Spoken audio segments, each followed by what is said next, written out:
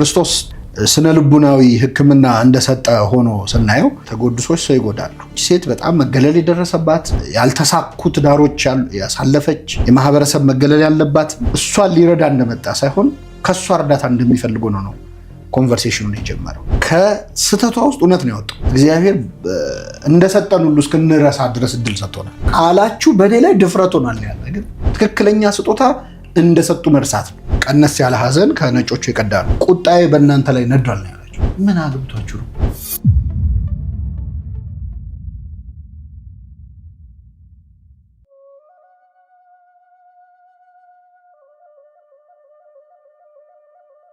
እንግዲህ ክርስቶስ እንደ ስነ ልቡናዊ ሕክምና እንደሰጠ ሆኖ ስናየው ለምሳሌ ሳምራዊቷን ሴት ትሪት ያደረገበት መንገድ ለማንኛውም የሳይኮሎጂ ትሪትመንት ለሚሰጡ ሰዎች ትምህርት ነው። ሀርት ፒፕል ይባላል።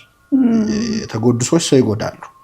እና እቺ ሴት በጣም መገለል የደረሰባት ያልተሳኩ ትዳሮች ያሳለፈች የማህበረሰብ መገለል ያለባት ጥሩ ስሜት ላይ የነበረች አይደለችም። እና ክርስቶስ መጥቶ በመጀመሪያ ውሃ ጠጭኝ በማለት ነው የጀመረው።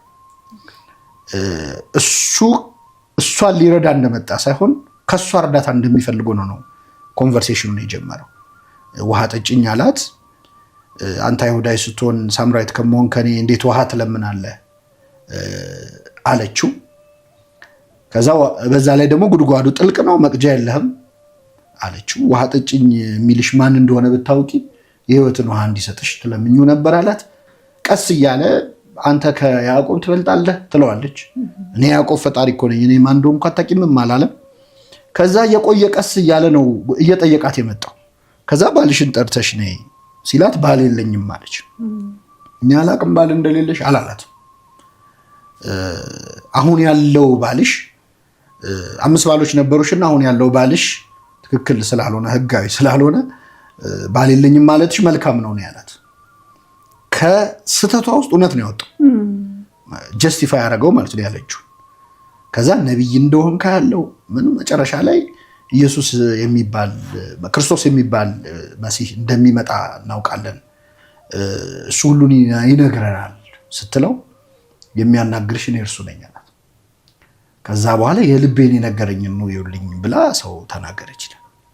ጥሩ ያልሆነን ሰው ታግሶ ትሪት ማድረግ እንደሚቻል ነው እያሳየን ያለው። ስለዚህ ብዙ መጥቀስ የምንችላቸው የሰውን በጣም የጭንቀትና የመገለል የመከፋት ስሜት መታገስ መቻል ማሳየትም በሃይማኖት በጣም ያሳያል። ምንድነው? አንድ የመጽሐፍ ቅዱስ ቃል አለ እዚህ ያዕቆብ መልእክት ላይ ማንም አንዳች ቢጎለው ሳይነቅፍ በልግስና ከሚሰጥ ከእግዚአብሔር ዘንድ ይለምን ይላል።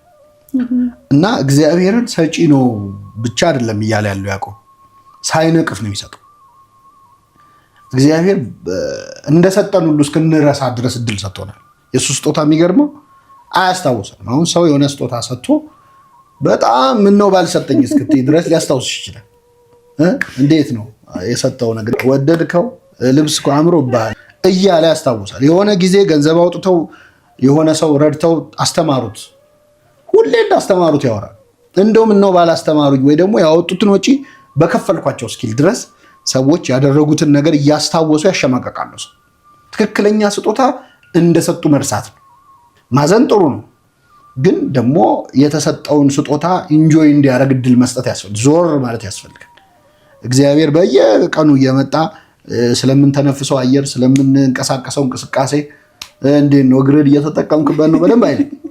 በቃ ሰጥቶናል፣ አይምሮ ሰጥቶናል፣ ኦፐሬት እንድናደርግበት ነው። እና እዛ ላይ ጥንቃቄ በጣም ማለት ምን ውስጥ ነው ያለውት እንዲሉ ማለት ከሆነው በላይ ሊያደርግ ይችላል። ስለዚህ መርዳት ሄልፕ ማድረግ ግን እዚህኛው ላይ ከፍተኛ ጥንቃቄ ማድረግ ያስፈልጋል።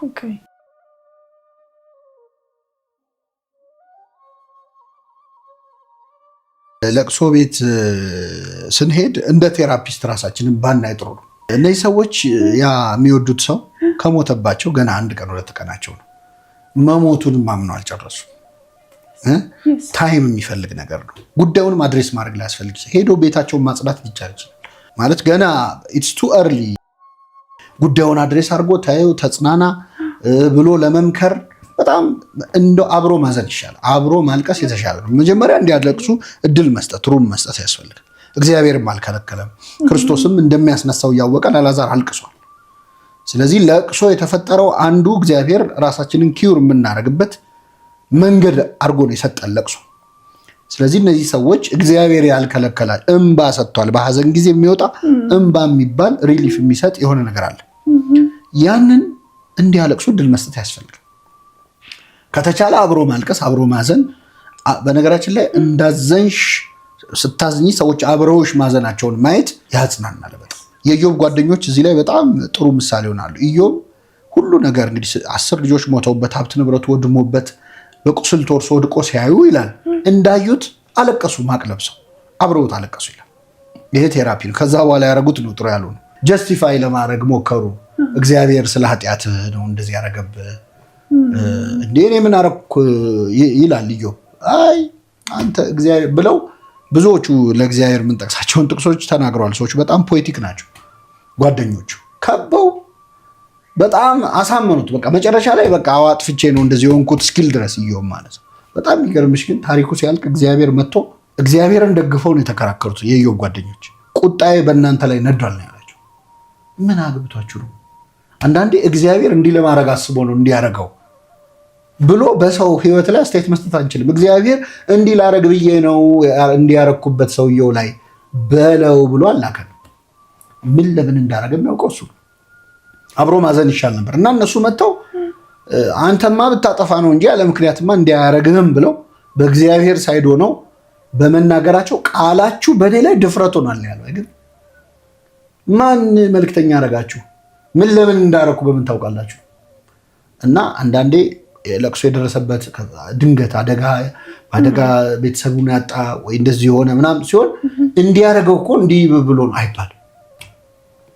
አብሮ ማዘን፣ ሀዘናቸውን መጋራት፣ እንዲያዝኑ ስፔስ መስጠት፣ ፋሲሊቴት ማድረግ፣ እንደው ቢያንስ ቤቱን ማጽዳት። እንደ ድሮ እኮ በሀገራችንም አልቃሽ ነበር። አስለቃሾች ሰዎች ነበሩ ተቀጥረው በጣም በሚያራራ ግጥም። አሁንም በገጠሩ ኢትዮጵያ አለ። እኛ እዚህ ሰልጥነን ነው ግን ሰልጥነ ለእናንተ እንጀራ ከፈት ምንድነው በደንብ ያላለቀሰ ሰው ቴራፒ ብሎ ይመጣል እንጂ። በገጠሩ ግን በጣም በሚገርም ሁኔታ በግጥም ፎክሎር ፔፐሮች ብታይ በጣም የሚገራርሙ ግጥሞች በማታውቂው ነገር የሰውየውን ጉዳይ እንድታለቅሽበት የሚያደርግ ቀረርቶ ምንድን ነው ያመጣው? የጦርነት ትራውማን እኮ እንትን ለማድረግ ነው ማለት። ከጦር መልስ በጣም ትልቅ ትራውማቲክ ኤክስፒሪየንስ አድርገው ነው የሚመጡት። ጦርነት የሚጀምረው ጦርነት ሲያልቅ ነው ይባላል። ልክ እንዳለቀ የሚጀምር አለ። አንደኛ ወታደሩ ከጦርነት ሲመለስ ሌላ ሰው ሆኖ ሊመለስ የሚችልበት እድል አለ። ብዙ መከራ አለ። ብዙ ነገር አይቷል። ብዙ አሰቃቂ ነገር ያንን አይረሳም። ለቅሶም ላይ ልብስ እያወጡ መጽሐፍ ቅዱስ ላይ የምትለብሰውን ልብስ ይዘው ሲያለቅሱ ነበር ይላል። እናንተም በሳይኮሎጂ ምክር ስጡ ስትባሉ ስለሞተው ሰው ታቡ እንዲደረግ አይደለም ማለት እንዲወራ ሜሞሪ በቃ መጽሐፍ ቅዱስ እኮ ይሄንን ነው ሲያደርግ የነበረው። እንዴት አይነት ሰው ነበረ፣ ስለ ወዳጄ ስለ ዮናታን ቅኔ ይቀኛለሁ ይላል ዳዊት። የሙሾ ቅኔ ስለ ሳኦል እንዴት ያሉ ያማሩ ነበሩ፣ ጀግኖች ነበሩ ብሎ ያሞግሳቸዋል። በዛ ሙገሳ ውስጥ እያደረገ ያለው ምንድን ነው? ትራውማውን እያጠፋ ነው ማለት ነው። እና በለቅሶ ውስጥ በሐዘን ውስጥ እያንዳንዱ የሚደረገው ሰውየውን በደንብ እንድናስታውስ ቤተሰብ ተሰብስቦ እንዲያወራው ወሬ ይቀይራሉ ሰዎች። አሁን ስለሞተው ሰው ሲነሳ ወሬ ወደ ሌላ ነገር፣ በተለይ ልጆች ላይ የሚፈጸም በደል ልነግርሽ አልችልም። ውጭ ሀገር ሄዳለች፣ ክፍለ ሀገር ሄዶ ነው ነገ ይመጣል። ልጆቹን ማሰቃየት ማለት ነው። በትክክል ነግረናቸው መቼስ ብንነግራቸው ወደ እግዚአብሔር ሄደ ነው። ትልቅ ሆኖም ቢነገረው ወደ እግዚአብሔር ሄደ ነው የምንለው። ሌላ ምን ኤክስፕላኔሽን አለን ስለሞት? ቁጭ አድርጎ ያንኑ ኤክስፕላኔሽን ነግሮ አልቅሰው ጮኸው ከዛ በኋላ እንደኛ ይሆናሉ፣ ቁርጣቸውን ያውቃሉ። ህፃናትን እናሰቃያለን በጣም። ስለዚህ ይሄ በጣም ከፍተኛ እንትን ነው። ስናጽናናም በቃ ምንም ማለት አያስፈልግም። አንዳንዴ ስለ ጉዳዩ እንደው ሳናነሳ ግን ሌላ ጉዳዮች ማንሳት እንደው እውነት ነው የምነግርሽ ስለ ሟቹ ወይም ስለ ሀዘኑ እያወራ ሀዘን ከሚያማስል ሰው ሌላ ወሬ እያወራ ሰዎቹን ዲስትራክት የሚያደርግ ሰው የተሻለ ቴራፒ ሰጥቷቸው ማለት ስለ ጉዳዩ እያነሳ ከሚቆሰቁሰው ሰው በላይ ሌላ ትዝታ እያወራ ሳቅ የሚያመጣ ሰው የተሻለ ቴራፒ ሰጥቷቸው እናት አባቶቻችን በጣም ጂኒየስ ናቸው ማለት በዲፎልት እንደዚህ አይደረግም ይሉሽ አንዳንዱ እኛ አንብበን ተምረን ምናምን የገባንን ነገር ነውር ነው ይሉሽ በቃ ይሄ ነው ዊዝደም የሚባለው ኖሌጅ እና ዊዝደም ልዩነቱ ይሄ ነው ኖሌጅ ምናምን አጥንተን አንብበን ተምረን ምናምን የምናገኘው ዊዝደም ግን በቃ እንዴት ነው ገንዳ ውስጥ መዋኘትና ውቅያኖስ ውስጥ መዋኘት ማለት ነው እናት አባቶቻችን አረጋውያኑ በተለይ እንደዚህ ነው የሚሆነው ካሉ አሉ ገብቷቸዋል ከህይወት ተምረዋል ምን እንደሚያመጣ በጣም በቀላሉ እኛ አሁን እንደዚህ ዲስከስ የምናደርገው መከራይተን ፖድካስት እኮ ለእነሱ ነው መሆን ያለበት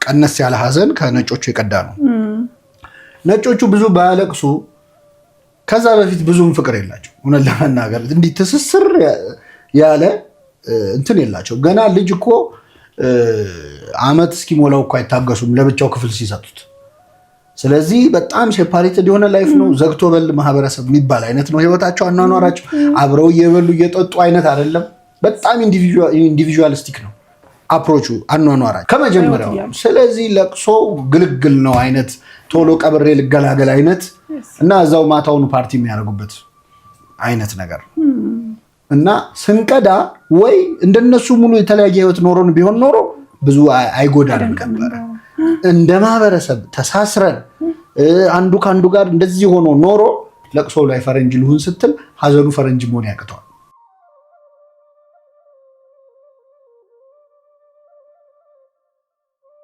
እንግዲህ እዛ ስንሄድ የምናከብረው በርዝዴ ሞትንበትን ቀን ይሆናል አናውቅም እዚህ ባለነው ሆነን ግን ስናየው ከባድ መስሎ ይሰማናል እንጂ የአንድ ትልቅ ቻፕተር ዘላለማዊ ቻፕተር የሚከፈትበት